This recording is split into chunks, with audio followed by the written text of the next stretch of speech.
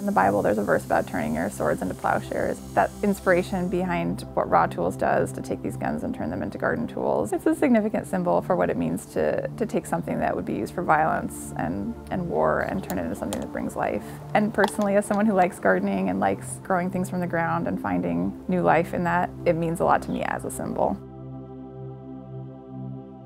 RAWtools was started by Mike Martin in Colorado Springs 8 or 10 years ago to provide a way for people to convert their firearms into garden tools. One of our main tenets here is to work at restoring peace to the city.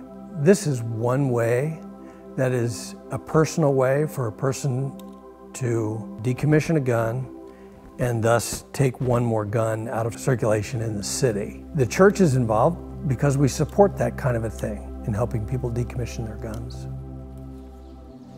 My name's Bethany Ridmark. I live in Portland, Oregon, and I'm a landscape architect and a wife and a mom and a neighbor.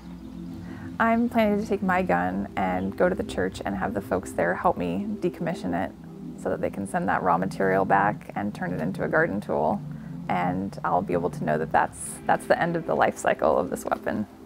I don't know, it just feels odd. Obviously, like it's something, you can feel it, like it's dense, it's heavy, it was well made. I've been thinking about this for quite a long time, but I'm eager to take the handgun that I'm responsible for, that I own. It's been living in a safe for years, and give it over to this organization that does good work to disassemble it and pull it out of use so that it no longer has a life as a weapon.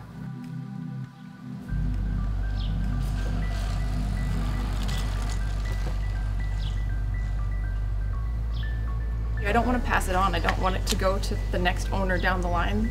There are too many guns out there available for the needs that we have as humans, in my opinion. We've talked a lot with our kids about the world as we can explain it to them as young little people. And it means a lot to me to have them kind of see and be aware of this too, you know? Well, should we tear it up? Yeah, what do we do? What we try to do is we try to cut across this area. It's a fairly violent process to decommission a gun. We clamp that thing in the saw and we saw it in half.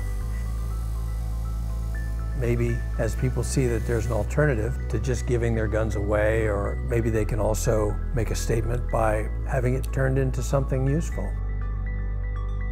All right, this one was forged out of the barrel of a gun. They basically flattened it on the forge. This one is actually made out of a shotgun barrel, and then they split the barrel down through here and made it red hot and then forged it. This is the gun that I had decommissioned a couple weeks ago at the church, and I chose to do this because it's a symbol of controversy on both sides of the argument around guns, and I wasn't comfortable owning it anymore, and so wanted to decommission it and also provide an avenue to discuss my experience with those around me.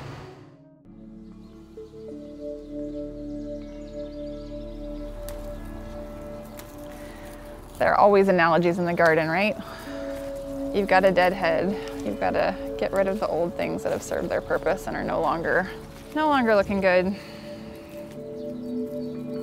We get to each choose, how can we be thoughtful and wise people? And there's so much more potential for finding solutions.